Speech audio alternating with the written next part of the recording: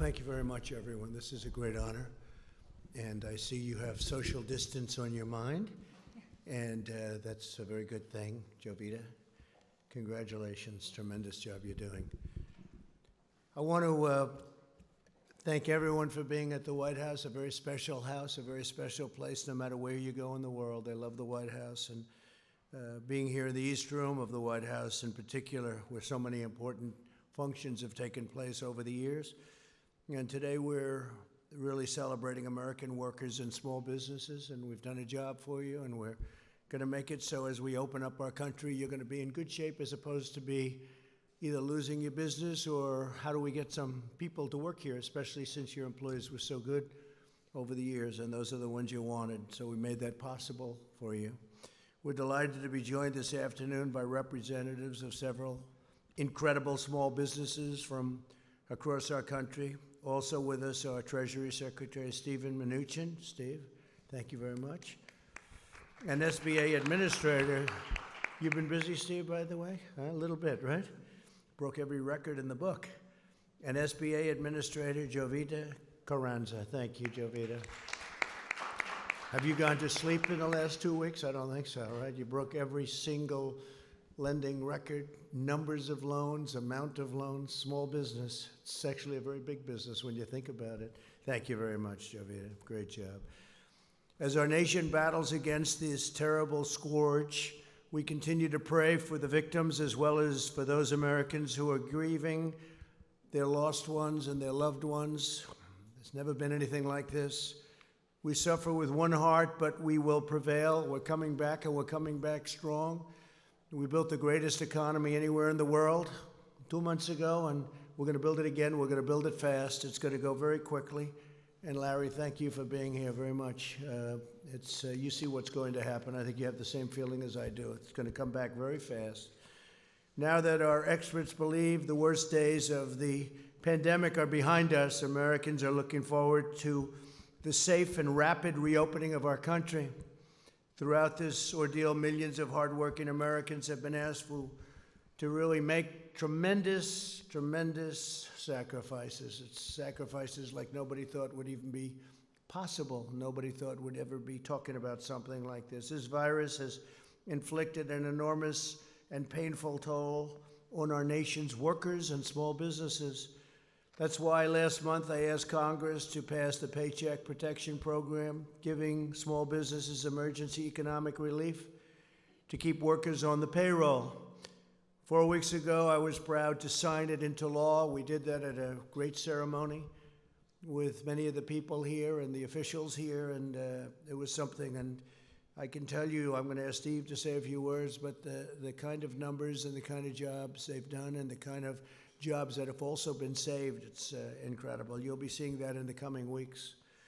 The Treasury Department and the Small Business Administration launched the program in record-breaking time, just 1 week, and in the 14 days following its launch, we processed as many loans as the SBA would typically process in over 14 years. So in 14 days, they did more work and more loans, both in terms of applications and in terms of dollar amount than they did in 14 years. 14 days, 14 years. Easy one to remember, right? That's some record. The first round of funding provided more than 1.6 million small businesses with over $340 billion so that American workers can retain their jobs, receive their paychecks, and help our economy take off quickly once America reopens for business, which is happening right now as we sit. We're going to be all set. You all ready? I know you are. I talked to you back there. You're ready. You folks are ready. Our swift action supported or saved 30 million American jobs at least. And last week, Congress answered our call to replenish the program, and I was honored to sign an additional $320 billion for American workers into law. At least $60 billion are reserved for community financial institutions, including those that serve minority and distressed communities. And that's also, when you think it's African American communities, it's Hispanic American communities, it's Asian American communities.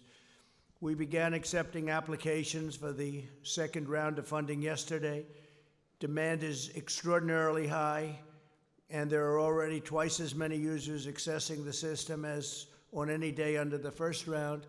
And one of the things that the Secretary of the Treasury told me is that the amounts are much more loans at much smaller amounts, and we like to hear that because we're looking at the small amounts, the smaller businesses, and that's what we want.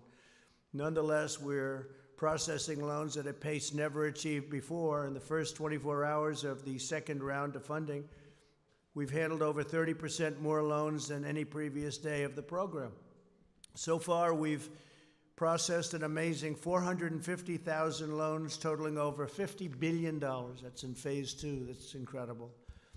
Along with Administrator Carranza and Secretary Mnuchin, Ivanka has played an essential role in spearheading this important program. Incredible role. That's what she wants to do. She wants to help people. From the beginning of my administration, Ivanka has used her experience as an entrepreneur to fight for the American worker. She's created many jobs. That's what she did when she first came in. She just wanted people to be able to get jobs and job training.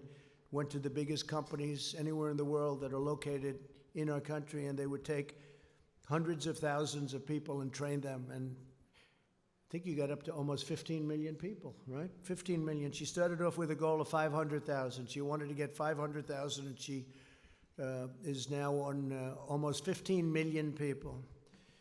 And I'd like to ask, if I might, Ivanka, to say a few words as to what's exactly happening today, what's happening over the next week, and what her views are for what's going to happen over the next period of time. It's going to be something I think it's going to be very special and bigger and better than anybody really understands. Let's see if I'm right about that. Ivanka, please.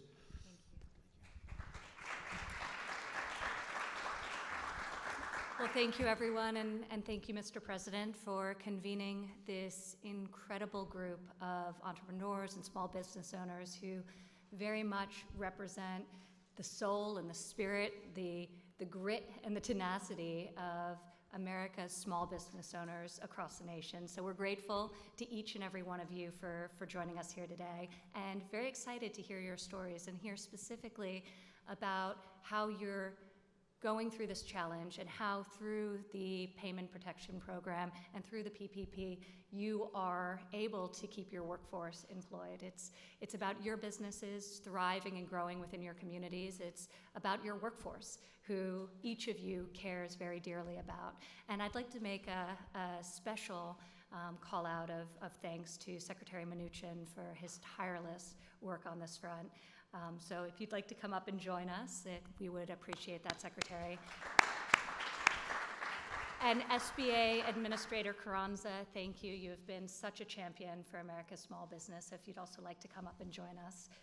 And Larry Kudlow, thank you for all that you do in fighting for American workers.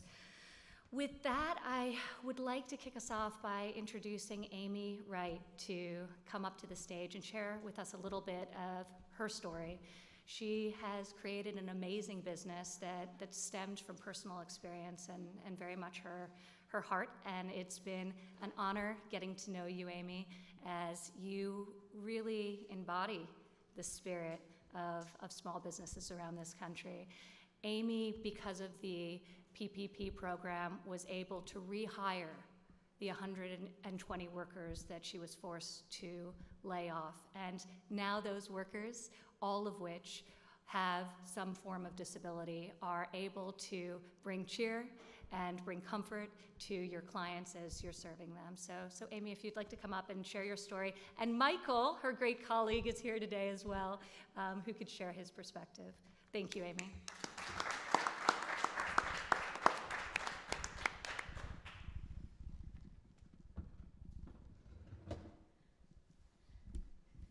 Thank you, Ivanka, Mr. President. I am so honored to be joined by my employee, Michael, who you will hear from in just a moment. Biddy and Bo's Coffee is more than a coffee shop. It's a human rights movement. We employ 120 people with intellectual and developmental disabilities, and for most of them, it's their first paying job, which made the decision for us to temporarily close all 5 of our shops especially difficult. But thanks to the Paycheck Protection Program and the incredible team at Live Oak Bank, all 120 of our employees are back on the payroll today and working from home, writing handwritten notes that we include with each online order we ship.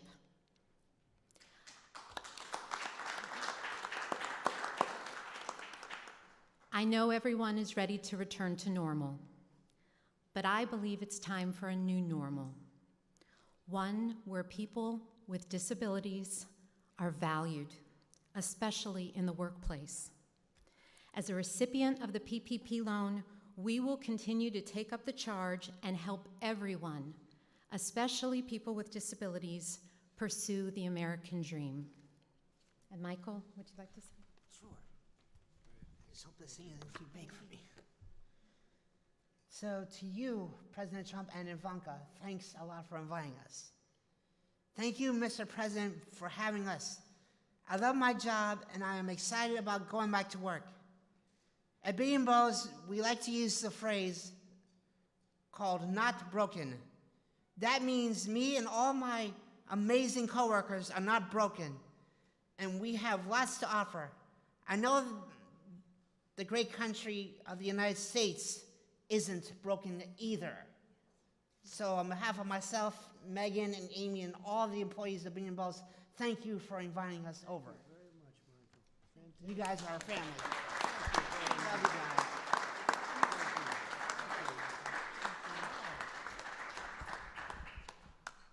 That's better than we did. Much better, Michael. You did a better job. Thank you very much. That's beautiful. Stick around. You get to hear the press ask some questions, and they'll probably be a little bit nicer if you're in the audience, right, Amy? That's pretty good. Also, I'd like to ask Tony Stafford, Chief, sort of the boss, I guess you could say, chef and founder. You're the boss, right? Wouldn't you say? Of Ford's Fish Shack. And I hear it's good stuff. How about explaining, please? Best? Oh, I'll have it. Be careful. Thank you. Come on up, please.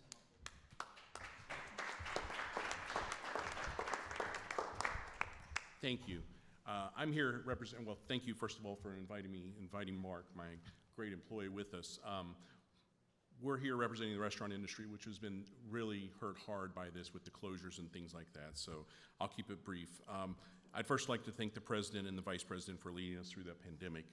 It has devastated our restaurants. Over the last 6 weeks, my 3 restaurants have been devastated. Dining room closures, had to furlough over 100 people. That was an incredible hard phone call to make about 6 weeks ago and tell the employees I've never had to lay off a single employee that I just don't have a space for you.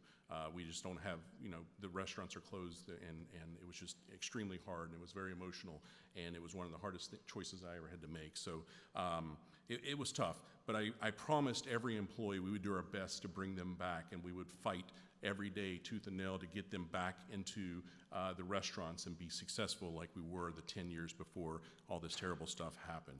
And now with the help of the PPP loan and the success of the PPP loan that we were able to get, I'm going to be able to keep that promise and bring every one of those employees back. So thank you, Secretary Matucci. Thank you. And it's been awesome to be able to tell them that we're going to weather this storm, we're going to get through this, and we're going to be stronger and more agile once this is over. The one thing that you can see with the restaurants, we're surviving out there. We're doing things that we didn't do before with carryout and curbside and delivery and all those meal plans. Those things are awesome to see my fellow industry leaders out there doing in the restaurant industry. So I commend every one of those restaurants that's fighting to survive out there. And so thank you all for that. We will get through this. We will welcome our guests back, and once our state opens up, we'll welcome them back and thank them for their support through all this. I have amazing stories of guests coming into our restaurant the day after the closures to just give us tips, give us cash to give to our employees we had to furlough. So those great stories, that will not be forgotten from any of our guests, so thank you for that. And I look forward to the one day when all restaurants and all small businesses can reopen and be as successful as they were before. So thank you very much. Mark? Fantastic. Thank you. So my name is Mark Underwood. I am an employee of Ford's Fish Shack, so I am a living example of what your plan has done. I'm a husband, father of 5. My mother lives with me. And just listening to Tony talk about that day when the layoffs happened, it's a little emotional. But with the PPP It has now given life to my family. It has injected hope in our business, and it's allowing us to fight the fight. So I appreciate it from everybody on your team to help us get through this issue that we're going through. So thank you very much. We're gonna help you. Thank you. Is he a great chef or a good chef? He's a great chef. Thank you very much. Thank you. Thank you. Larry. Very good. Thank you. Thank you. That's great. That's a great story. Your mother lives with you, 5 children. That's a great story. So that was a rough day, right? Wasn't it? Huh? Never happened to you before, probably. Yeah, happened to a lot of people. It never happened before. So, but we're bringing it all back.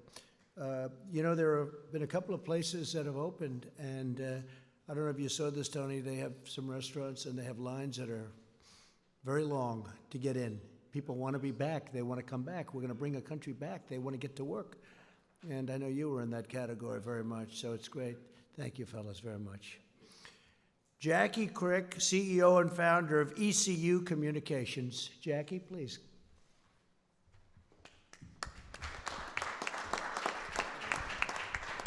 I'll move that down, Jackie. A little short, so. I'll get in trouble for touching it. They'll say, he touched the microphone. What am I going to do? Thank you, Mr. President, Ivanka, Secretary Minuchin, and Administrator Carranza. It is a pleasure and an honor to be here. My name is Jackie Crick. I'm originally from Bogota, Colombia, in South America. Yay. And I've been here many years, and a big part of those years that I've been here, I've been CEO of ECU Communications, which I founded 16 years ago. We focus on advertising and marketing with niche products for diversity recruitment and outreach programs. But more than anything, we're a woman-owned small business, minority-owned 100%. So just like many of the stories that I've heard before me, and I'm sure the ones that are coming, we are concerned about the future. And being able to get that PPP loan has given me and my staff a little peace of mind to know that we're going to be okay. Just at the end of February, I hired 3 more staff members. Right. We're 30 now. Right. So when we heard the news about going home and working from home or not being able to work from home, you know, the first thing that goes to your mind is, how am I going to support or tell these folks that they need to go? Being able to get the PPP loan has given me the ability to have that peace of mind that I'll keep them, their treasured staff, and I'll be able to continue to focus on my program. Thank you so much for what you do, for your leadership. Thank you. Great job. Thanks. Thank you, Jackie. Great job. Chris Stansbury, co-founder and partner, West Virginia Eye Consultants. I like West Virginia, you know. I like it. We'll put that up. They like you, sir. I like it. They like me, too. Thank you, Mr. President. Thank you, Ivanka, Mr. Secretary, Madam Administrator. Appreciate the opportunity to be here today. It's just an honor and a privilege as a small business owner. It's very meaningful to have this opportunity. My company is called West Virginia Eye Consultants, based out of Charleston, West Virginia. And we started in 2011, and we had 2 doctors, 1 employee, and 1 location. And over the last 9 years, we've been blessed with a lot of growth. We've worked hard. And in February, we celebrated our 9th anniversary with 7 locations, 7 doctors, and almost 60 employees. So it's been a great ride. But just a month later, thanks to COVID-19, we shut most of it down. And my partners and I were just overwhelmed, just bewildered. We weren't sure how we were going to survive this. But thankfully, Congress passed the CARES Act, and President Trump signed that into law. And as part of that, the PPP loans became available. And my partners and I applied for PPP loan through the SBA, and we were so gracious and so thankful to receive that, because it's been a lifeline for us. As soon as we received those funds, we were able to start paying our utilities, our rent, and start bringing some of those employees back that we need to get staged to begin to reopen the economy. And so we're just so grateful for President Trump's leadership and Congress for working with him to get us through this crisis. So thank you so much, sir. We appreciate all your help. Thank you. So you do eye examinations, doctor? And you do glasses and all that? I may have to see you. Okay? I guarantee you're probably better than these high-priced people. I used to see the highest priced, and they were not the best. I'll bet you're better than all of them. So I may have to see you, doctor. I'm serious about it. We can do something quickly, all right? You move quickly too, right? No long meetings. Good. I may have to see you, doctor. Thank you. Tissa Clark, President and CEO, J.D. Clark Professional Services. J.D. Clark. Hi.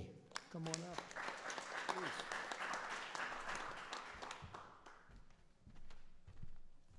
Thank you, Mr. President, Ivanka, Mr. Secretary, and Madam Administrator. I am Tissa Clark, President and CEO of J.D. Clark Professional Services. I am a general contractor and property maintenance manager for the affordable housing, hospitality, as well as our government agencies, particularly our nonprofits. Most of my employees are the underserved, underemployed, or unemployed. And having the opportunity to be able to apply for a program such as the Paycheck Protection Program allowed me to keep those individuals employed. As a small business owner, my company is based out of Prince George's County, Maryland, and I've been in business for 12 years. And as a small business owner, we never want to fire or lay off, and even to the extent of ourselves not receiving a paycheck. And so I forgoed my paycheck until I could get funds. And so now with the funding that we received via M&T Bank on last Monday, it has allowed us to continue to pay our staff and for even myself as the business owner to once again take a paycheck. So this program is phenomenal for our small businesses. Also, as a side note, Madam Administrator, I did also apply for the Economic Injury Disaster Loan, and I did receive my advance on Tuesday of last week. So these programs are very critical for the small business community, but I do believe that we as small business are strong and we are resilient and we will bounce back. Thank you. Have you ever thought about running for office? You could do it very easily. Huh? You are something. That's a very good job. Thank you very much. Luke Bernstein, Executive Vice President, Chief Retail Officer, and Chief Communications Officer for Orrstown Bank. Come on up, Luke.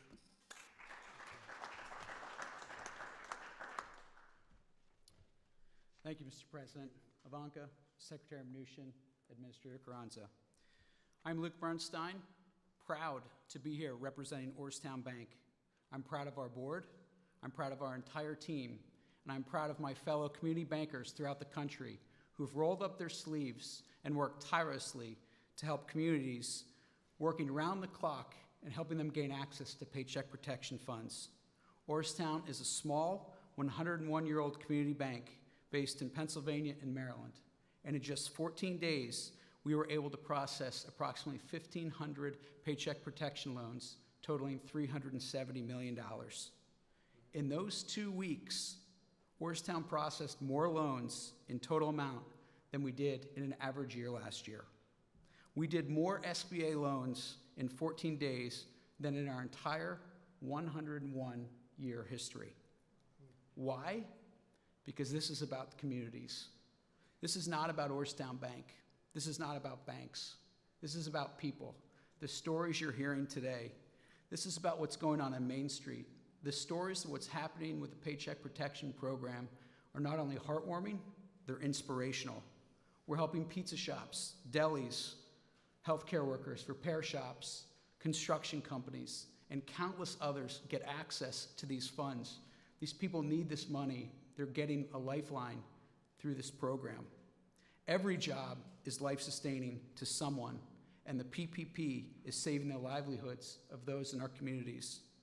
We want to thank you, Mr. President, for your leadership during this extraordinary and unprecedented time, and for partnering with community banks and Congress to help us and give us the opportunity to do what we do best, and that's serve our communities through the good times and the bad. You have unleashed the innovation of the private industry and we are going to respond. We also want to thank Secretary Mnuchin and Administrator Carranza and Congress for supporting this program and giving the opportunity to community banks around the country to join together and help those in need. With this program, we can do that. Thank you, Mr. President. Thank you. Thank you very much, Luke. That's a beautiful job. Brandon Hudson, President, Ed and Jim's Body Shop. I know what that means. I'll bet you fix beautiful cars. You make them beautiful, right? I'll bet you do. Please come up.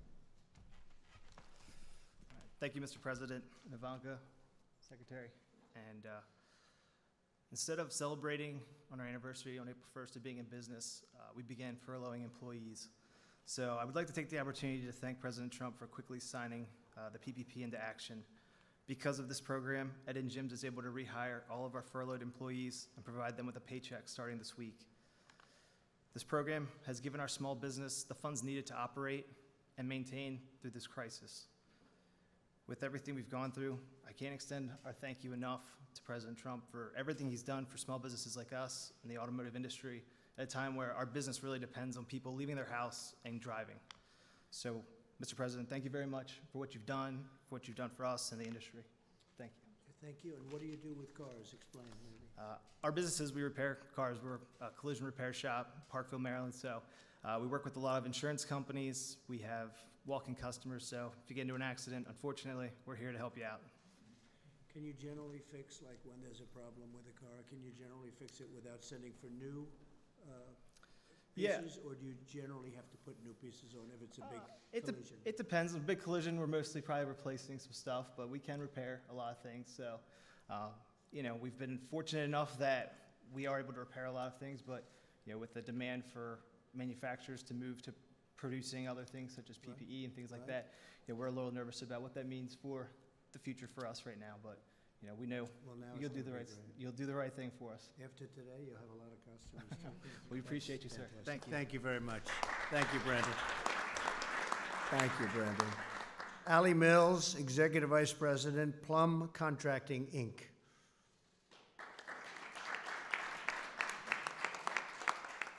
Would you like to have, come on up here. He was so good. Put that mask on the way you had it. Thank you, President Trump, Ivanka, Secretary, Madam Administrator. I am here representing the highway industry.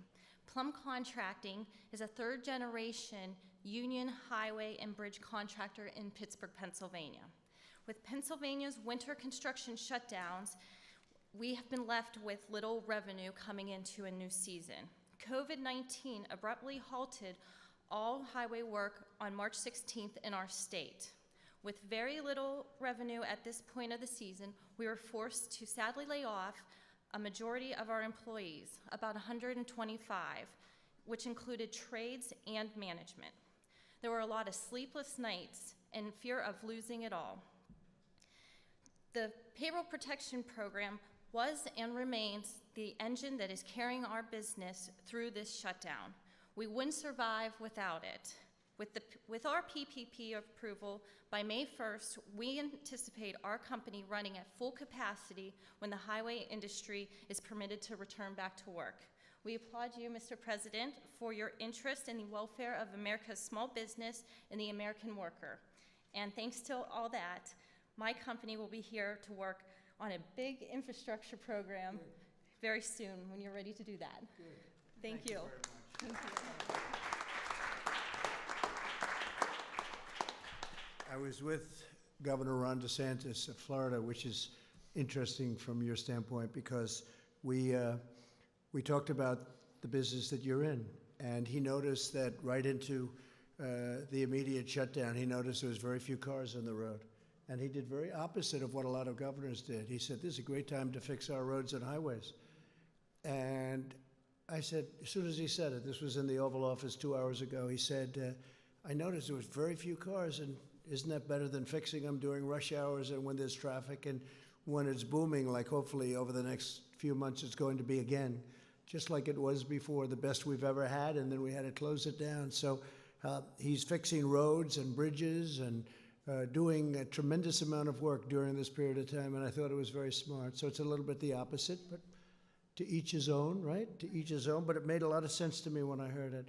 I'd like to ask Secretary Mnuchin to come up and explain just a little bit about how well it's going, how the kind of numbers, the kind of records, to a point where there's never been anything like this, loans coming in, and how the loans are actually smaller than in phase one, and that makes us happy because that means smaller businesses, and that's where that's what we're looking at, that's what we're aiming at this time. Please, Steve. Thank you, Mr. President, and Ivanka, thank you for putting this together. Your stories are the stories of the 60 million American workers that are going to have the benefits of the close to $1 trillion that the President and Congress have invested in small business to protect you and put you back to work. That's over $650 billion in the PPP. That's over $300 billion in disaster loans, and that's over $20 billion of grants.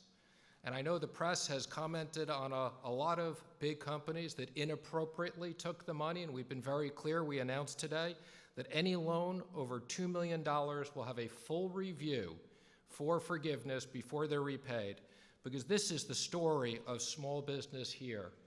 And I am so pleased to see how this is working. So thank you, Mr. President. I'd also just like to comment, we're going to be up to close to 120 million of direct deposits and checks for the economic impact payments. If you have not received it yet, please go to irs.gov, get my payment. We made some corrections to the website over the weekend. Please go on and check your payment. If you haven't received your payment, upload your information so we can get you the money. The combination of the direct payments, the PPP, the disaster loans, and enhanced unemployment insurance is the investment that the President has made in American business and American workers. Thank you, Mr. President. Thank you very much, Steve, very much. And on the enhanced, thank you. And Steve, on the enhanced payments, we're really looking to the state to give that out. And unfortunately, some of the states have very old computerized equipment from many generations ago. But they have the money to give out, and they'll give it out as it comes, and hopefully they'll be able to do the job. Some states have been very efficient, and others have had a hard time, but you'll work with the ones that have had a hard time. But we rely on the states, and we are relying on the states to get it out as quickly as they can, considering especially some of the equipment they have. Maybe now they'll be able to buy new equipment, right? When we get all finished, we'll have nice new computerized equipment so they can do it. With that, if you'd like to ask a few questions, I think this would be a good time, because with these incredible people, this is the media. You've heard me talking about it on occasion, seldom, right? But on occasion. And I think with you in the room, I have a feeling that they'll ask me much nicer questions. They'll tone them down, right? And thank you for the apology. I appreciate it. That was very nice. Yahoo. I appreciate it. It was very nice. Yeah, go ahead. Jim, go ahead. Yes, Mr. President. Today, the U.S. hit a grim milestone of 1 million cases of the coronavirus. Back in late February, you predicted that the number of cases would go down to 0. How did we get from your prediction of 0 to 1 million? Well, it will go down to 0 ultimately. And you have to understand, when it comes to cases, we do much more testing than anybody else. So we could go to some of these other countries, you know, as an example, China. If you test, you're going to show many more cases. So we're doing more testing than any other country in the world by far, which we just discussed over in the Oval Office. So we're going to show more cases because we're doing much, much more testing, double anybody else. Somebody said if you add everybody else combined, that would be a number. And it will be at the appropriate time, it will be down to 0, like we said. The experts at the time saying that the number of cases would go up, we would have community spread. Well, experts, yeah. Warning about this. Right. Also, experts, many very good experts, very good people too, said that this would never affect the United States. It wouldn't affect Europe. It wouldn't affect anything outside of China. So we were listening to experts, and we always will listen to experts. But the experts got it wrong. A lot of people got it wrong, and a lot of people had no idea it would be this serious. I listened to experts. I'll tell you what, I did something that the experts thought I shouldn't have done. I closed down our country and our borders. I did a ban on China from coming in other than U.S. citizens, And we did very strong checks on even our U.S. citizens. Ron DeSantis was telling me before that when they came in, people were put into quarantine, people were checked, and we're doing that now. So, yeah, I think we did something well ahead of schedule. We did that at the end of January. People were talking about this wouldn't have an impact, as you know, even into March. So I think we've done a great job in the sense that we were early. I think by banning China, and banning people coming in who would have been very heavily infected, we probably saved hundreds of thousands of lives. So on that, I'm very proud. Yeah, please. Mr. President, it's actually Secretary Mnuchin as well. What about the idea of another round of stimulus payments to American taxpayers directly? Democrats, of course, up on the Hill are talking about the idea of a guaranteed income, which obviously could go on for months and months and months. Yeah. What about another round of Well, I stimulus like the to idea of individuals? payroll tax cuts. I've liked that from the beginning. That was a thing that I really would love to see happen. A lot of economists would agree with me. A lot of people agree with me. And I think, frankly, it's simple. It's not the big distribution, and it would really be an incentive for people to come back to work and for employers to hire. The double tax on the company and also on the person. That's what I like. And something like that could happen. Also, I think you have to look, because a lot of people are talking, I assume your next question would be about states. And Steve and I talk about it, and I talk about it with Mitch and with Kevin and with everybody. And the problem with the states is we're not looking to recover 25 years of bad management and to give them the money that they lost. That's unfair to other states. Now, if it's COVID related, I guess we can talk about it.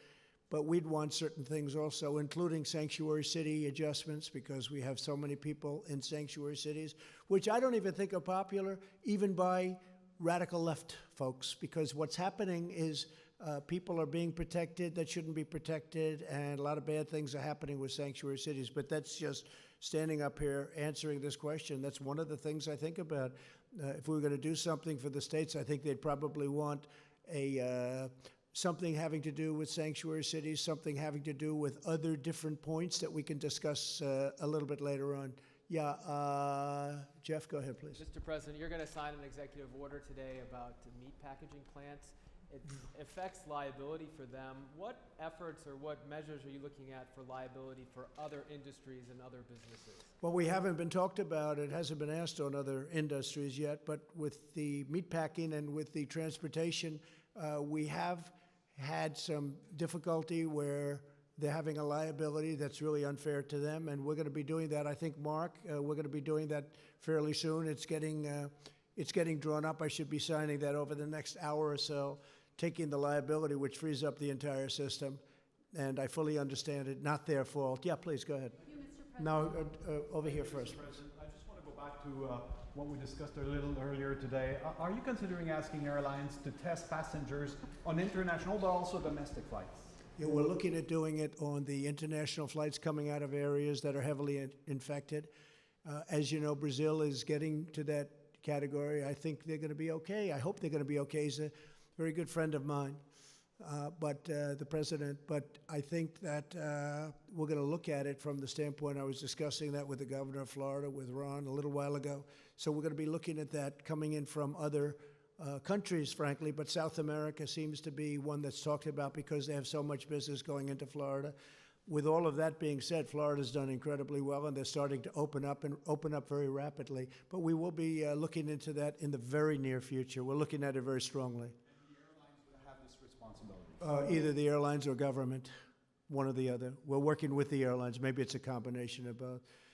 Kristen, go ahead. Thank you, Mr. President. Some health experts say the U.S. needs 5 million tests per day by June in order to safely reopen. You unveiled a plan yesterday that will increase testing, but not by that much. Why not? And can you get to that benchmark? Well, it will increase it, and it'll increase it by much more than that in the very near future. We're way ahead of everyone on testing. We haven't been given the press in terms of, I think, fairness of the press, but that's okay, and that's why I appreciated the statement before by Yahoo. We are way ahead on testing. We are the best in the world on testing. We've tested much more than anybody else, ×2. or every country combined. We've tested more than every country combined, and they keep talking about South Korea, and I'm very friendly, as you know, with President Moon, who just had a great victory, a new victory, as we're very happy about. But he will tell you how well the United States has done on testing, and he told me that very strongly. The quality of our test is the best, and the number is the best. Now, with all of that being said, we will be going to an even higher number, and it goes up exponentially. And I've told you that we inherited a very broken test, a broken system and a broken test, and within a short period of time, we were setting records. So we have set records. We've done more than the entire world combined. We've done more than any other country in the world. So I think we've done a really good job. Now, with that being said, not everybody feels as strongly about testing as others. We have some governors that are very strong on testing. We have other governors, frankly, that aren't nearly as strong on testing. Their test is much more modest, and their real test is when people stop getting sick, and they'll be able to do that too. And I understand both systems very well. But we're going to maximum testing, even though some people won't even want to use it. I hear you saying you're confident you can surpass 5 million tests per day? Is that? Oh, well, we're going to be there very soon.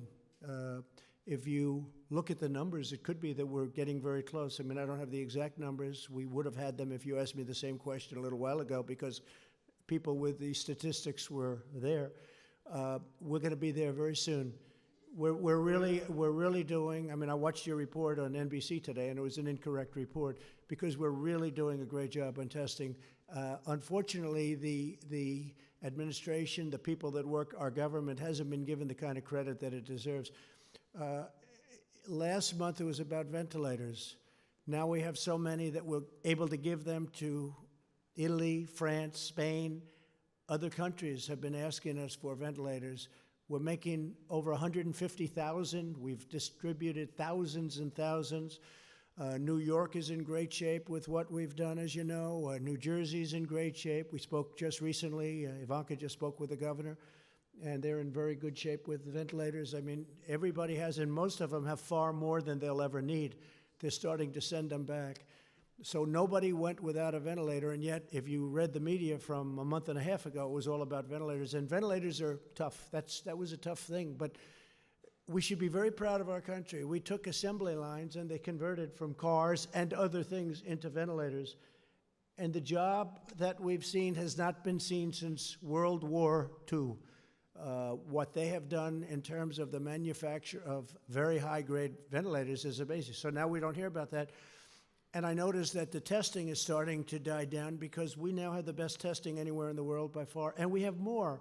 And that's a good thing. That's a very good thing. I'm happy about it.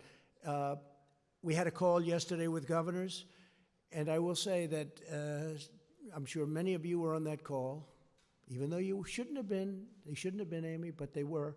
I wonder how that happened. But you heard the governors were thrilled. Now, the following day, if you'll get a Democrat on the call, they'll say, you know, I saw some of them today. They were so thrilled yesterday on a call that they thought it was a close call. And today they were good, but they weren't the same as they were yesterday, because that's the business. They want to try and win on November 3rd. But we're doing a job the likes of which nobody's ever done. And I'm not talking about myself. I'm talking about people in the Army Corps of Engineers, where we built hospitals, where we built thousands and thousands of beds all over the country. New York, what we did was incredible. 2,900 beds in a matter of days. What they've done is so incredible. And FEMA, what they've done. And the doctors and the professionals and all of the people that you see me with all the time. You know, these are great people. And they've really done a great job. And now our country's opening up again, and I think it's going to be very, very successful. I think that, I mean, Larry is here. We talked about it, and we talk about it all the time. I think that third quarter, it's obviously a transition quarter, but I think it's going to be okay, maybe better than okay. Larry thinks better than okay, I think even more so than I do. And then I think fourth quarter will be great, and I think next year is going to be a tremendous year for this country. Jennifer?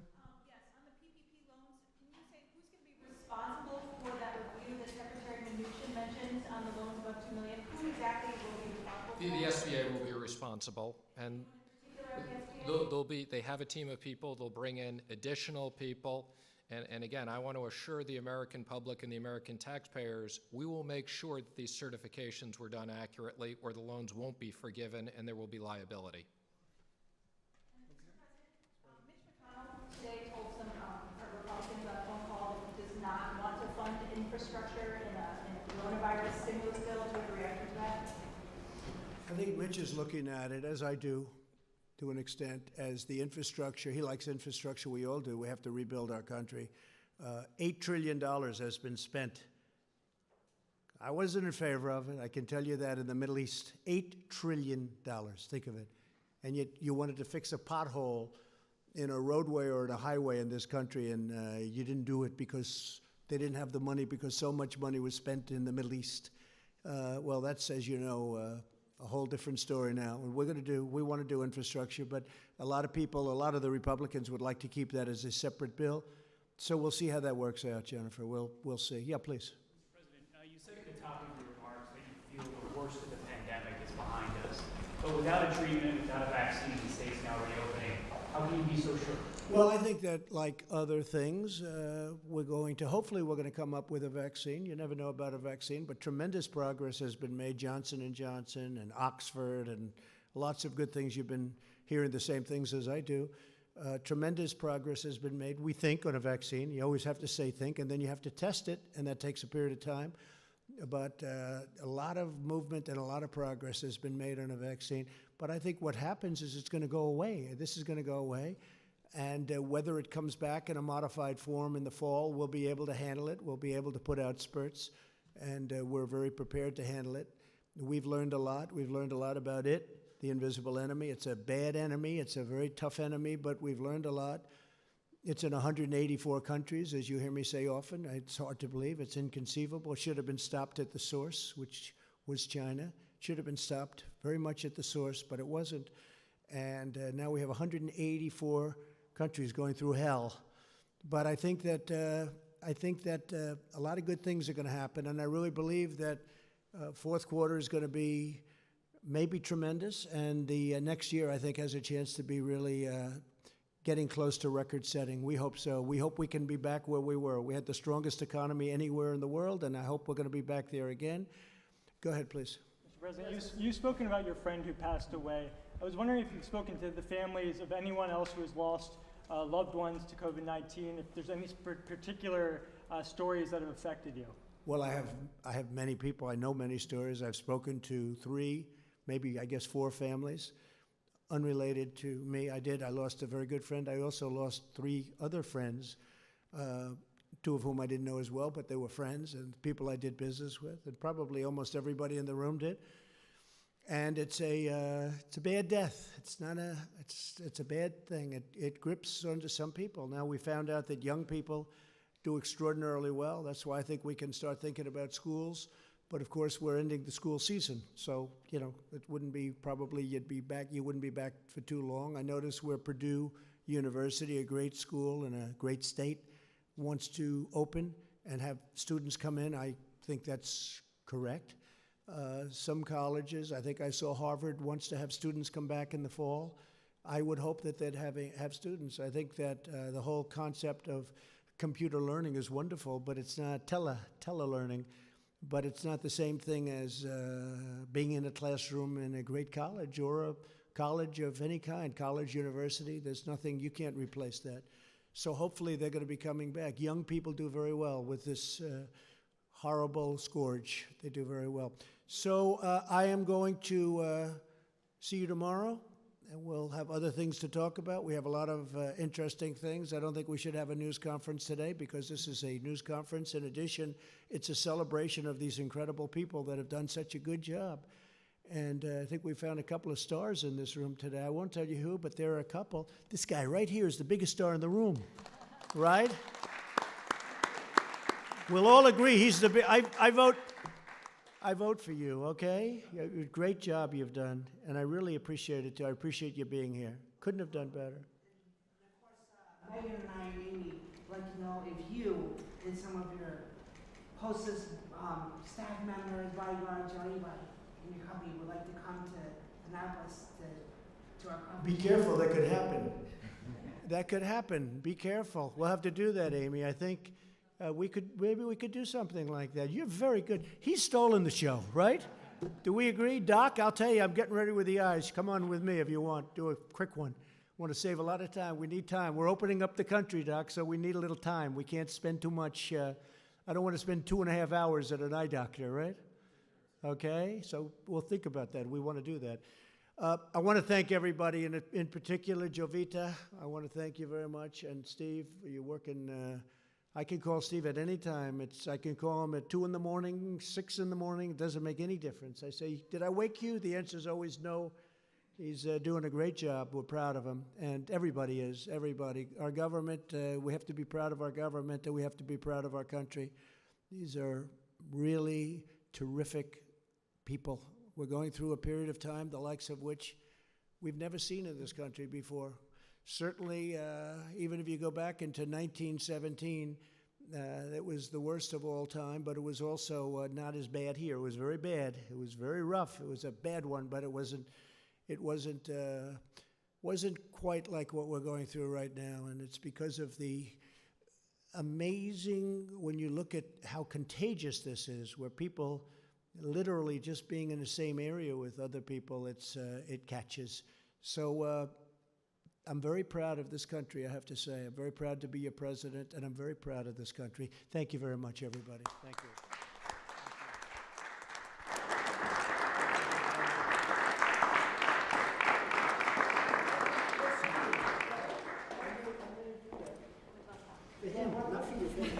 We're at 124 Dock Street in downtown. 124 Duck Street. Dock Street in the town. Okay, get it ready. All right. We'll be back. And if I don't do it, they're going to be very upset with me, Right, they should come too if they want. They will. They will. Thank you, everybody. Thank you very much.